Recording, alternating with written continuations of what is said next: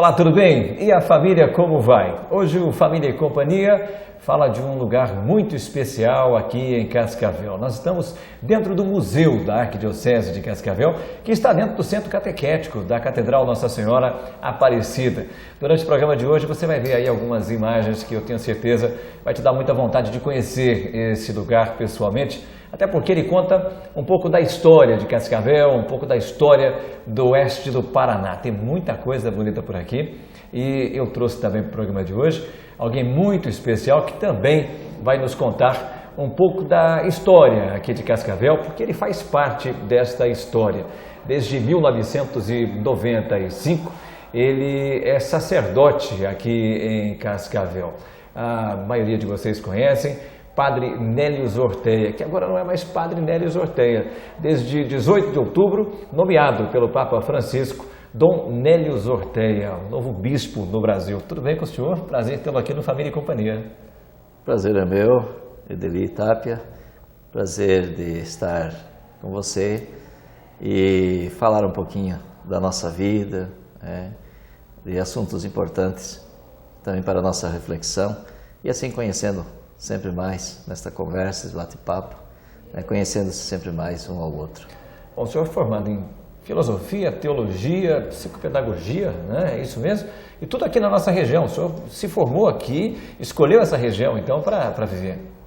A escolha foi da minha família, que em 1965, julho, saindo de Rodeio Bonito, na época município de Iraí, viemos 5 dias de viagem, chegamos a Capitão Leônidas Marques e ali se estabelecemos, morando 21 anos a minha família. E em 1986 a minha família migrou pouco mais à frente, divisa com o Pará, no estado do Mato Grosso. Então a gente pega Belém, Brasília, passa o Rio Araguaia, entra no estado do Pará, e depois retorna 200 quilômetros para dentro do estado do Mato Grosso. Bom, enquanto pároco aqui na Catedral Nossa Senhora Aparecida, o senhor viu esse centro catequético ser levantado, né? O senhor viu esse museu também ser criado e cada peça aqui, eu tenho certeza, traz aí um filme na sua cabeça. O senhor viu muito do que está aqui, não é isso?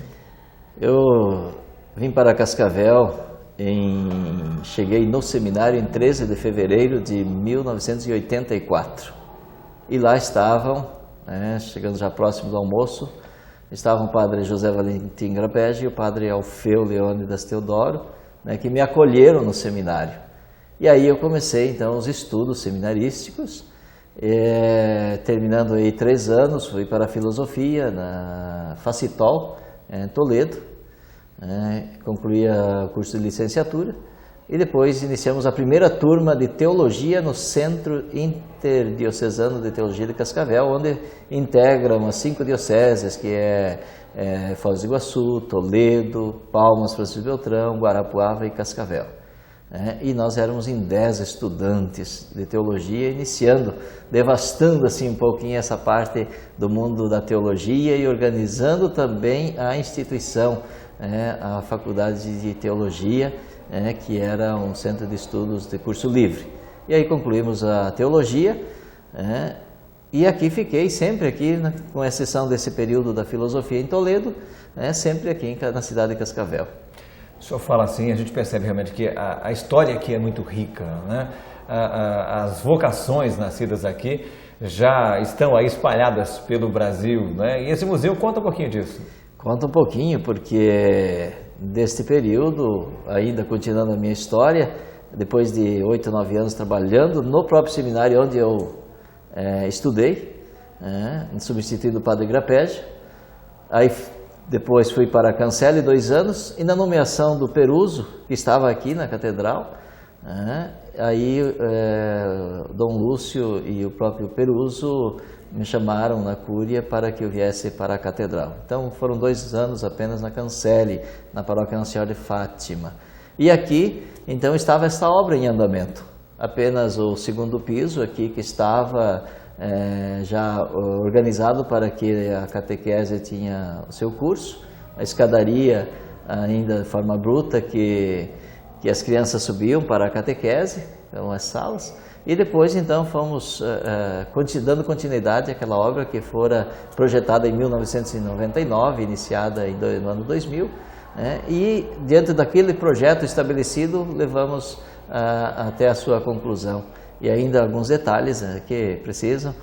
Aqui estamos no museu, que está sendo organizado para que também tenha a visitação oportunamente das pessoas. Já foi aberto algumas vezes, então as pessoas vão conhecendo. E aqui neste museu onde se coloca e se deixa algum elemento histórico de um padre ou alguma coisa do mundo histórico da Arquidiocese de Cascavel. E este museu surgiu, é importante recordar, a partir de uma visita de Dom Lúcio, na visita de Límita, junto ao Papa João Paulo II. E o Papa perguntava aos bispos do Paraná, todos juntos, como é que vocês estão cuidando da parte histórica das dioceses, das vossas dioceses? E Dom Lúcio dizia, a nossa diocese é muito nova ainda. E aí o Papa dizia a ele, olha, desde o primeiro dia se tem e se confecciona a história de uma igreja, de um povo, de uma diocese. E aí também esta sugestão de ser colocado o museu dentro desta obra. Nós falamos aqui no Família e Companhia justamente disso, da importância da religiosidade na vida da família, para a história da família, a ajuda que a igreja dá no momento de educar os nossos filhos, é o que os nossos convidados estão falando aqui, a gente senta para conversar e lá vem alguém dizendo, olha, a igreja me ajudou a educar meus filhos, a igreja ajudou com que eu mantivesse esse casamento por esses 30, 40, 50, 60 anos. E a gente percebe que não é só isso, a religiosidade também faz parte da história de uma comunidade. Nós estamos aqui numa catedral no centro de uma importante cidade, como é Cascavel, uma cidade consagrada à Nossa Senhora Aparecida, é a padroeira de Cascavel, e o senhor pároco aqui por tanto tempo, vendo essa cidade crescer, vendo essa cidade passar aqui as portas da catedral. Como é isso, padre? Fala um pouquinho para a gente a respeito da importância disso para a nossa vida, para a nossa história.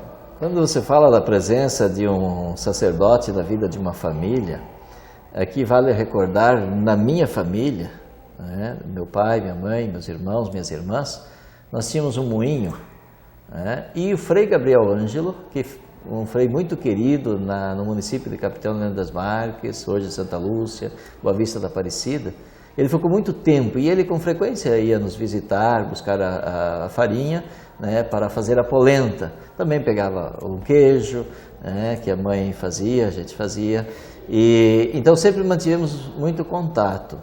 E isso foi a família sempre envolvida nesta vivência da religiosidade, porque ele sempre mantinha esta orientação às famílias, aos pais, aos jovens, às crianças. Sempre assim ele cativava muito para que tivesse sempre uma boa conduta.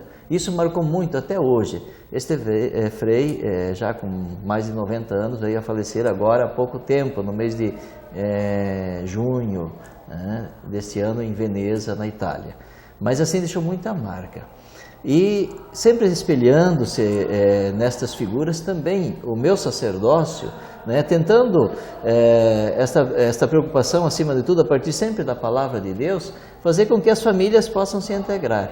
E aí foi constante nas homilias também, sempre algo que procurei frisar, para que as famílias com frequência se encontrem com a palavra de Deus. E aí, nesta orientação, então, as famílias da paróquia possam buscar sempre mais naquilo que o documento de Aparecida também propõe, depois as diretrizes da CNBB, que é a dimensão da leitura orante. Então, pouca coisa, mas com frequência e sempre deixar-se iluminar pela palavra de Deus. E aí esse trabalho que eu estou aqui já há mais de 10 anos só na catedral, tentando orientar as famílias. E sempre a palavra de Deus é mais exigente para mim em primeiro lugar, e propondo também às famílias, aos membros da comunidade. A igreja sempre falou de família, sempre defendeu a instituição, mas a gente percebe um esforço concentrado aí nos últimos anos, né? A gente tem aí um sínodo falando a respeito de família, a gente tem muitas discussões, muitos documentos surgindo, justamente buscando fortalecer. É um momento especial, a família está sob risco, há uma necessidade maior hoje de se falar a respeito dessa instituição? A gente observa ao longo da história da humanidade um pouco essa história tanto cíclica, né? Então, chega um momento, se a gente lembrar os anos 80, 90, aquilo que se falava na educação dos filhos, que deveria deixar os filhos fazer o que pensavam, o que eles queriam, o que eles gostavam, o que sentiam prazer, e isso criou uma situação também, a realidade, houve também essa abertura também dos pais, isso forçou um pouquinho nesse sentido, mas também começou a criar um outro extremo, quer dizer, daqueles valores mais concentrados, e nós entramos num mundo de um desleixo com a própria saúde, com os cuidados pessoais, né, com os cuidados da família, e aí é um esfacelamento, e quem está sofrendo não é só a família. Em primeiro lugar, quem está sofrendo é o país. Por quê? Um país onde perde seus valores primordiais, então também é a nação toda que sente-se abalada, porque não tem princípios, não tem valores norteadores, e isso há um reflexo visível na sociedade do nosso país. O Dom Armando Sírio, né, sabia disso e muito bem, um formador de comunidades, né? O Dom Armando Sírio, ele está ligado com a história aqui de muitos municípios da nossa região e sabia que não se formam boas comunidades se nós não tivermos uma família na base dessa sociedade, né? Ele sempre primou pela família, sempre orientando nas comunidades, os pais e também a dimensão vocacional. Eu recordo que numa das comunidades da nossa região, ele falando da importância das vocações, sobretudo de os pais incentivarem os filhos a serem padres, né? Numa ocasião, um pai chegou a ele com um menino de 2 anos e disse: "Senhor bispo, o senhor pode levar este meu filho para ser padre?" Né? E ele falou: "Sim, mas eu não tenho condições de cuidar porque ele depende do pai e da mãe, ainda é uma criança", né? Então, quer dizer, essa disposição também de pais e mães sempre de rezarem para que os seus filhos possam progredir também, para colaborar ainda mais, né, na boa estruturação da família. E é importante frisar, Edeli, que também a boa conduta, a formação de um padre, e a pergunta eu já fiz muitas vezes aqui na comunidade, das pessoas, os pais se perguntarem, as mães, a comunidade se perguntarem o tipo de padre que gostariam de ter, o tipo de padre que a igreja precisa, mas ao mesmo tempo o tipo de genro, de nora, né, que você gostaria, né, você pai, que genro você gostaria de ter para sua filha, que tipo de nora você gostaria de ter para o seu filho? É este padre, esta religiosa, este genro, esta nora que está sendo formado dentro da família.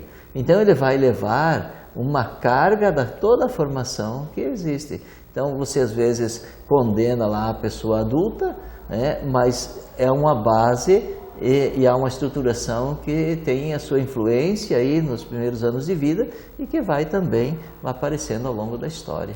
Fala-se muito de Cascavel do futuro, de Oeste do futuro. É importante que você comece a pensar justamente nisso, né? O prefeito do futuro, o empresário do futuro, o vereador do futuro vai sair de uma família, né? O repórter do futuro, cinegrafista do futuro, né? Então isso precisa ser formado dentro das famílias, né? E o que estamos terceirizando muito para a escola, né? Às vezes o pai e a mãe se perguntam: meu filho, minha filha não quer parar em casa. Às vezes nós já expulsamos esta criança logo que nasce e colocamos na creche. Então, quer dizer, estamos jogando ela para fora da casa, né? E esta criança, isso vai internalizando toda esta carga formativa que vai ficando sobre ela e que vai acompanhando ao longo da sua história. Eu quero continuar com esse nosso bate-papo aqui com o Dom Nélios Ortega, né? A gente está se acostumando a chamar aqui de Dom Nélios Ortega, né?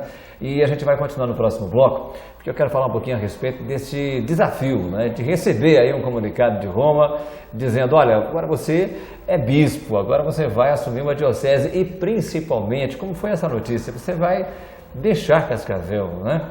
A gente vai tratar disso já já, depois do nosso intervalo.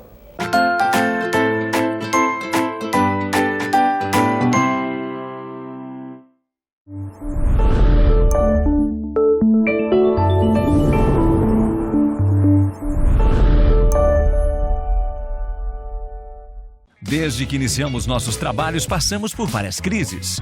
Mas o tempo passou, as crises se foram e 20 anos depois, estamos aqui.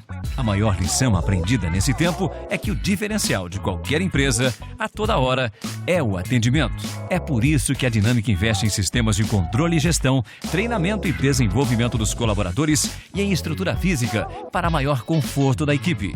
Excelência no atendimento. Foi por essa via que vencemos no passado. E é por ela que venceremos no presente e no futuro.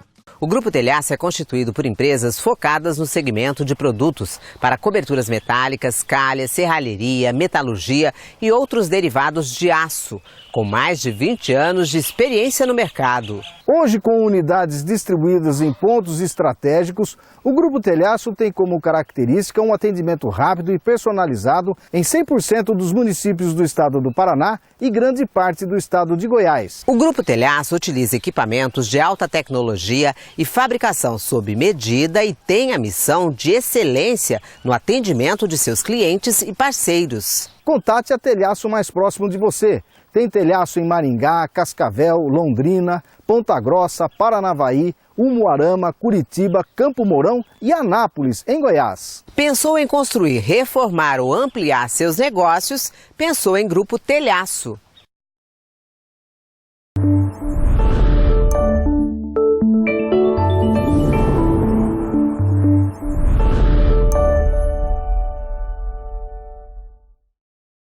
Na Sossó Colchões e Decorações você encontra tudo para deixar cada ambiente da sua casa ainda mais bonito e confortável. Cortinas, tecidos de decoração e uma variedade imensa de tapetes. Sossó Colchões e Decorações. Visite também a loja no bairro Floresta. No oeste do Paraná, o tratamento de doenças do aparelho digestivo tem um nome: Gastroclínica Cascavel. Fundado em 1989, o Centro Médico tem em sua filosofia a atualização dos recursos tecnológicos, a qualificação do corpo clínico e a humanização no atendimento. Aqui, todos são especialistas em promover qualidade de vida.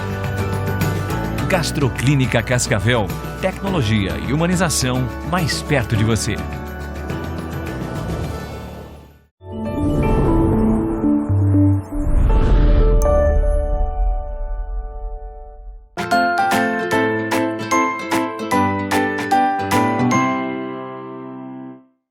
Nós estamos de volta com Família e Companhia, sempre falando de coisas boas aqui no Canal 18, aqui na Medicina e Saúde. Nós queremos agradecer a você por essa companhia todos os dias, né, com esse nosso programa. Queremos agradecer a Sossó Colchões, eu quero agradecer ao pessoal da Telhaço, a Dinâmica RH, gente que está apostando aqui nesse projeto, gente que está conosco. E convidar você também que está aí e quer apoiar um bom projeto, quer patrocinar um bom programa. Aqui as boas notícias acontecem em Família e Companhia. Entre em contato conosco, você tem aqui na tela todas as opções de contato. E-mail, tem aí o nosso telefone, o WhatsApp está fácil. Entre em contato com a gente e alguém aqui da TV vai te fazer uma visita, tá bem? Eu quero também, a partir desse programa, te dar algumas sugestões de leitura. A gente está aqui falando de família, está aqui falando de coisas importantes. A gente falava no bloco anterior, né, a respeito da preocupação com o futuro e de se pensar no futuro hoje, de se pensar em uma boa educação para os nossos filhos. Eu tenho aqui, portanto, duas grandes opções e eu vou trazer para você a educação dos filhos. O professor Felipe Neri, que nós já entrevistamos aqui na Medicina e Saúde, esteve conosco há bem pouco tempo, lançando esse livro aqui em Cascavel, e ele está trazendo esta obra. Na verdade, são retalhos, né? São conselhos de Santo Antônio Maria Claret, Santa Teresa d'Ávila e São João Crisóstomo. São dicas, são conselhos especiais para que você eduque os seus filhos. E também nós temos aqui um livro espetacular do professor Felipe Aquino, que vai tratar a respeito de educação. Educar pela conquista e pela fé. Essas duas opções, portanto, do programa de hoje, para que você possa aí ter algumas dicas, né? Algumas orientações de como se resolver alguns problemas que são bastante difíceis aí no momento de lidar, né, com os seus filhos, no momento de lidar com as suas filhas, no momento de lidar com o futuro. Família e Companhia recebe hoje o Dom Nélios Orteia, né, está nos deixando, já em 2016 não estará conosco, recebe esse comunicado aí no início de outubro, foi começo de novembro, recebe aí, foi através de um telefonema? Como é que foi isso? Me conta ali, como é que é receber essa notícia?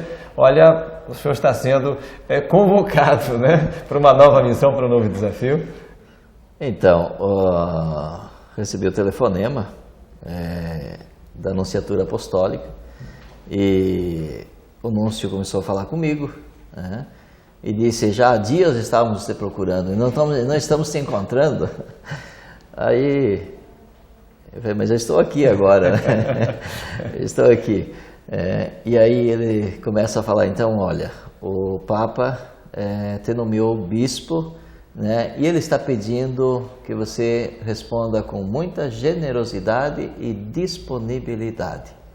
Então, essas duas expressões, né, ele foi muito assim, enfático ao dizer, né, de que o Papa espera isso de mim, e que eu seja disponível para a igreja, para contribuir no anúncio do Evangelho. E aí eu fiquei mudo na hora, tipo Zacarias, né? E ele retornou, você está me ouvindo? Sim, eu falei, estou ouvindo, né? Mas aí eu perguntei, mas quanto tempo eu tenho para pensar?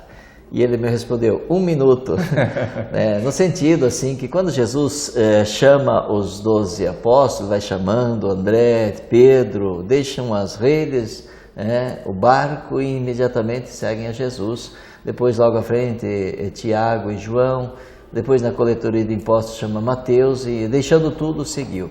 Então tem nesse sentido que a igreja, quando diz assim, pede o serviço, pede disponibilidade, que você deixa, seja disponível para a igreja. Você é padre e você deve estar a serviço da igreja e não amarrado a uma pastoral, um movimento, a uma paróquia, a uma diocese. E essa insistência que o Papa também está fazendo em relação às dioceses, onde há muitos presbíteros, muitos padres, para que se disponham e também a leigos, né, para serem missionários, que há uma carência muito grande em muitos lugares no mundo, né, de missionários. E há projetos muito bonitos da nossa igreja aqui do estado do Paraná, na igreja a nível nacional, então há muita disponibilidade e pessoas disponíveis. Mas ele perguntava isso, e aí eu insisti com ele se ele me dava alguns dias para pensar. E ele insistiu, não, amanhã neste mesmo horário, às 9 da manhã, eu vou ligar novamente para você. Então vamos aguardar até amanhã para você pensar. E aí eu me atrevi a fazer mais alguma pergunta ao Dom Giovanni. Para onde que eu estava destinado? Porque geralmente é uma pergunta também importante, porque às vezes há uma tendência humana da nossa parte querer escolher lugar também, né? E ele, então foi assim muito sincero, falou, olha, está sendo, foi nomeado, porque quando vem este comunicado já está nomeado bispo e nomeado para uma diocese, né? E aí então ele deu a indicação para a diocese de Jataí, e aí eu perguntei, onde fica isso? Ele falou, no estado de Goiás. Tá bem, vou pensar e de amanhã voltamos a falar. E assim, no outro dia, ele no horário já novamente ligou, e aí ele pediu se eu tinha dormido. Eu falei, a noite é para dormir, temos que dormir, descansar e retomar as atividades do dia seguinte, né? E aí ele já falou, então, Dom Nélio, vamos marcar a data, né? E, então, nesta confiança de ter tido um bom sono também, e de não ficar preocupado, ansioso, né? Mas assim sempre na disponibilidade da igreja e da igreja de Jesus Cristo, acima de tudo, né? Aí confirmamos então, e aí a partir disso eu tinha que guardar segredo, né? Sempre.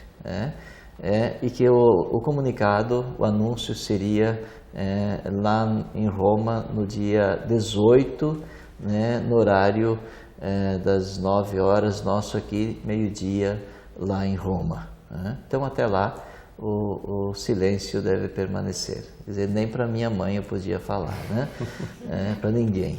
E assim a gente manteve o segredo, né, daquilo que foi me pedido. E aí, no dia 18, então, o anúncio. Generosidade, disponibilidade, desprendimento, são palavras bonitas, né? Mas para alguém que está aqui há tanto tempo, que trabalhou com um seminário, que trabalhou com tantas famílias, você tinha acabado de sair da organização de mais uma dessas festas lindas das nações que acontece aqui no centro de Cascavel, onde passam milhares de pessoas, muitos seus amigos, né? E aí, como é que é esse desprendimento? Vou trocar de cidade, vou para uma diocese a mais de 1.000 quilômetros daqui, né? Como é que é isso? Sempre é um sentimento assim de não proximidade, de uma forma imediata, mas é algo assim muito tranquilo comigo, internalizado desde a mudança da minha família. A minha família foi uma distância de 2.400 quilômetros daqui, né? E eu fiquei praticamente toda a minha vida. Eu já estava no seminário há 3 anos e a minha família mudou-se para a divisa e fronteira com o Pará. E eu tinha muita consciência, né? Se alguém da família morrer, eu sei que não vou poder chegar, porque também mesmo o deslocamento aéreo é complicado. Nós podemos chegar até Palmas, no Tocantins, depois são mais 600 quilômetros. Então, o trajeto é sempre mais delicado. E como aconteceu a morte do meu irmão mais velho, que eu mantive o meu trabalho aqui, rezei por ele aqui, fui visitá-lo anteriormente, quando estava em fase terminal, e com muita tranquilidade nesse sentido. E o fato de ir até ali é metade do caminho, né? Então, para vir até aqui, e hoje com a acessibilidade que nós temos de transporte aéreo, 2 horas, 3 horas de viagem a gente já está aqui.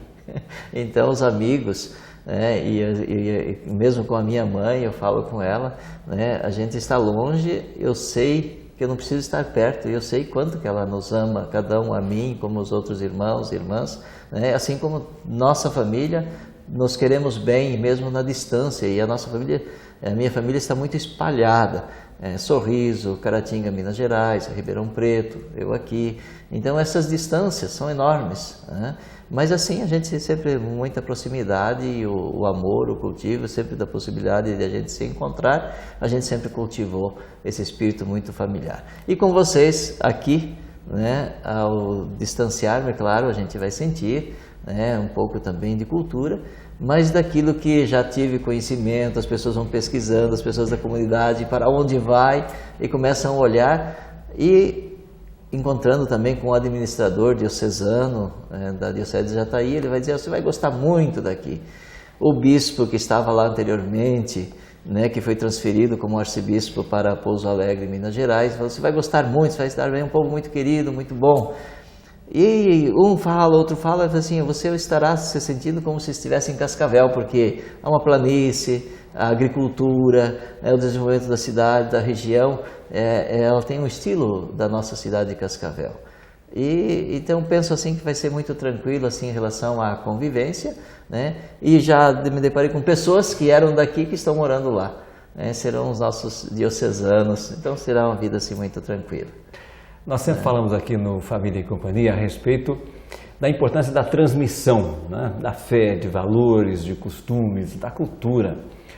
E o Dom Nélio também pode falar um pouco a respeito disso para a gente, porque com essa família distante, o senhor teve aqui referências importantes para a sua vida, e me contava aqui em off crisma com Dom Armando, né? A ordenação, acompanhou aqui todo o trabalho de Dom Lúcio, né? Acompanha o trabalho de Dom Mauro.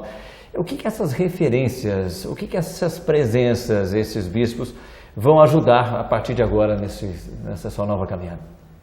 Dentro de um processo histórico, desde que a gente vai tomando consciência, né, de atuar lá no grupo de jovens, na liturgia, naquela pequena comunidade, depois vindo para cá, eu recebi a confirmação de Dom Armando, eu tinha 5 anos de idade, né, foi antes da primeira Eucaristia. Depois, chegando aqui, ele ordenou-me diácono, depois presbítero, e logo ele confiou o seminário, eu estava com 10 meses de padre, confiou o seminário com 42 seminaristas, e eu assim coloquei sempre uma serenidade, não despertar a preocupação, mas ocupar-se e cuidar bem daquilo do meu conhecimento, das minhas forças, fazer o melhor possível. Porque eu não estou servindo a uma pastoral, um movimento, a uma família, mas estou servindo a Igreja de Jesus Cristo. E todos nós fazemos parte da Igreja de Jesus Cristo. E aí a exigência do Evangelho que me impõe, como o apóstolo Paulo também dizia, então em primeiro lugar deve ser vivida por mim. Então, seja como seminarista, seja como padre, seja futuramente como bispo, então esta missão que eu tenho. E o privilégio, né, de ter passado aqui por 3 arcebispos também, né, de ter acompanhado e ter feito essa experiência no convite de Dom Lúcio como vigário-geral, e ele, em todas as atividades, sempre me convidava para estar muito próximo do acompanhamento das diversas situações e realidades que ele precisava conduzir. E quando foi aproximando-se dos 75 anos, ele dizia: vocês devem dar continuidade na diocese. Então, essa confiança que ele tinha, e que ele também depositou nas minhas mãos na função do vigário-geral. Então, essa experiência foi sendo acumulada, e a gente sabe, às vezes, as dificuldades que se tem de trabalhar também, às vezes, ora com o clero, com as comunidades, com as pastorais, o aspecto administrativos, com as realidades que se nos apresentam e as adversidades, mas assim nunca se apavorar, porque quando a gente perde a esperança, a gente perde o rumo, perde a direção e a gente não sabe o que está fazendo. Então, assim, sempre fazer aquilo que é do alcance, aquilo que é possível, e esforçar-se sempre mais para procurar fazer o melhor, com retidão, com reta intenção. Isso é fundamental na vida da igreja, na vida pessoal, seja na vida da família, um pai de família, uma mãe de família, e também os filhos, vendo esta retidão de um pai e de uma mãe, ele vai se moldando também a partir do pai e da mãe. E tem uma reta conduta. E mantendo esta reta conduta, este cuidado consigo, com a sua família, ele vai ter cuidado também na empresa onde ele trabalha, vai ter cuidado também nas responsabilidades que lhe é confiado, e também nós teremos uma sociedade cada vez melhor, porque a partir da família os valores são internalizados. O pai diz ao filho: faça isso, e de repente o pai diz ao filho: vamos fazer diferente, e aí sai fora das normas e daquilo que são princípios fundamentais ou princípios morais, éticos. O que vai acontecer com o filho? Se o meu pai também me orientou e fizemos assim e achou este o caminho mais fácil, então há uma facilidade muito maior do filho piorar ainda mais a situação. E é para onde caminha a sociedade, e por isso que nós temos que cuidar, ter referenciais. Se você ainda não conhecia, já está entendendo um pouquinho por que o Papa Francisco escolheu aqui o nosso Padre Nélio para ser um novo bispo dessa igreja. Eu tenho certeza que muita gente que está nos acompanhando agora teve o mesmo sentimento que a minha família no momento, porque nós recebemos essa notícia, um misto de alegria, um misto de tristeza. Olha, o Padre Nélio está sendo chamado para ser bispo, mas o Padre Nélio não vai ficar aqui, o Padre Nélio vai embora. Eu gostaria que você deixasse uma mensagem agora para essas famílias, esses muitos amigos, essas pessoas com quem o senhor conviveu aqui e que estão acompanhando agora, e que vão ter que conviver aí com essa distância e esse misto de alegria e de tristeza a partir de agora. É uma sensação, uma situação, um sentimento assim, né, de deixar, mas ao mesmo tempo assim de perceber do carinho de quantas pessoas, né, desta região se dedicaram nas orações com o nosso sacerdócio, não só meu, mas eu percebo assim dos outros padres, quanto as pessoas querem bem a igreja, aos nossos presbíteros, né? E querem corresponder sempre mais. Por outro lado, também um pedido que eu faço, eu terei enormes desafios, sobretudo em sentido de distância, de parte geográfica e também na carência de presbíteros na diocese aonde fui destinado. Do conhecimento que eu tenho, a nossa diocese aqui em Cascavel está com aproximadamente 100 mil habitantes a menos da onde eu fui destinado. E nós temos aqui aproximadamente 70 presbíteros, padres. Eu me encontro numa diocese que nós temos 42 presbíteros, temos paróquias que não têm padres, tem municípios com quase 50 mil habitantes com uma paróquia, então é uma realidade, mas percebi também uma diocese muito dinâmica, uma participação muito grande também dos leigos, a estilo a nossa região aqui. Então um pouco da cultura que está aqui, do dinamismo, do amor à igreja, também eu percebo, né, daquilo que eu já ouvi das pessoas que nós temos naquela igreja. Quer dizer, a reta intenção, o empenho daqueles que estão conduzindo, as lideranças religiosas que conduziram aqui, também tiveram esta mesma preocupação naquela região e por este mundo afora. Então o convite sempre para a gente corresponder àquilo que a palavra de Deus nos pede. E aí eu não vou viver a minha fé para agradar o padre, agradar ao bispo, ao papa, mas para seguir mais de perto aquilo que Jesus, o mestre dos mestres, nos pede.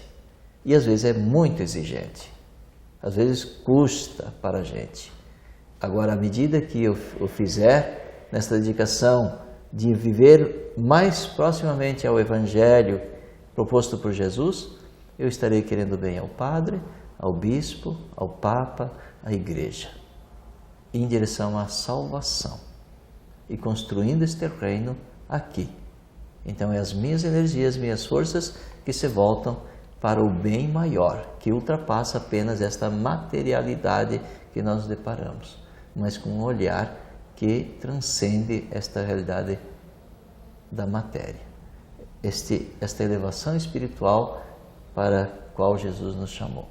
Então, peço que você reze por mim, reze pela igreja, reze pelos padres que aqui estão próximos, ame os padres, queiram bem aos padres, e quando tem alguma coisa, se dedica, assim como muitos leigos se aproximaram de mim e corrigiram-me, disseram, olha, quem sabe fazer de outra maneira, por outro caminho, estaremos acertando, ou fazendo melhor, ou teremos menos probabilidade de errar, e assim nos aproximando mais daquilo que Jesus nos pediu. Quero agradecer ao senhor pela gentileza, pela generosidade de nos atender aqui dentro do museu, mostrar um pouquinho dessa história, contar um pouquinho da sua história. E desde que eu lhe conheço, desde que a gente se fala aqui pelos meios de comunicação, eu sempre encerro as nossas entrevistas pedindo uma bênção. Não seria diferente agora, numa véspera de Natal, em que a gente está vivendo um momento tão especial nas nossas casas e na igreja. Pedir também que o Senhor nos dê essa bênção e já dizer aqui que o Senhor seja muito feliz lá, junto com a sua nova comunidade, com essa diocese. E aqui o Senhor terá sempre intercessores. Tem muita gente aqui rezando para que o Senhor tenha muito sucesso aí na sua missão. Muito obrigado. E a partir do profeta Ezequiel, capítulo 34, é importante assim, eu convido você a rezar para que Deus ilumine também e prepare aquele que irá substituir aqui e outros lugares, e que aquele que vir seja conforme o coração de Jesus, lá no profeta, coração de Deus. E é uma expressão muito bonita lá, de ouvir de leigos que me escreveram lá da Diocese de Jataí. Quando há 16 meses sem bispo, e eles preocupados, e alguns até interrogavam na oportunidade que quando tinham de interrogar ao núncio apostólico, quando vai nos dar o bispo? E ele falou também, eu não sei. Mas aí esta compreensão de que a demora, às vezes é a preparação de Deus também para aquele que deve assumir. E Deus não demora, mas às vezes quer preparar melhor aquela pessoa que irá substituir, que irá nos substituir. Então, que nós tenhamos sempre o coração aberto para Deus. Que Deus abençoe, ilumine e que você possa cultivar sempre a palavra de Deus no seu coração e ser iluminada por ela e pelo Espírito de Deus. Em nome do Pai, do Filho e do Espírito Santo. Amém. Obrigado, Dom Nélio Zorteia, hoje no Família e Companhia, nos trazendo aqui tantos ensinamentos, tantos conselhos, né? A gente tinha que roubar isso aqui um pouquinho dele, já que ele vai levar tudo isso lá para Jataí. Pessoal que reza bastante, né? Conseguiram aí um grande bispo. Um abraço também aos amigos de Jataí que nos acompanham pela internet. Um abraço a você, até o nosso próximo programa Família e Companhia.